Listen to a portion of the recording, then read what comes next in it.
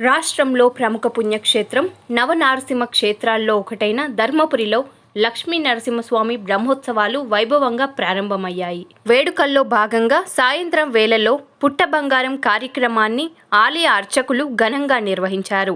ఆలయం నుండి ఉగ్ర యోగ లక్ష్మీ నరసింహస్వామివార్ల ఉత్సవ మూర్తులను మంగళ వాయిద్యాలతో చింతామణి చెరువు వద్ద గల వరహ తీర్థం వరకు ఊరేగింపు నిర్వహించారు. అనంతరం ప్రత్యేక వేదికపై వేద బ్రాహ్మణుల మంత్రోచ్చరణల మధ్య స్వామివార్లకు ప్రత్యేక పూజలు నిర్వహించారు. అనంతరం పుట్టబంగారం కార్యక్రమాన్ని వైభవంగా నిర్వహించారు. పూజా కార్యక్రమం అనంతరం పుట్ట బంగారాన్ని తీసుకునేందుకు భక్తులు ఎగబడడంతో పోలీసులు భక్తులను అదుపు చేశారు.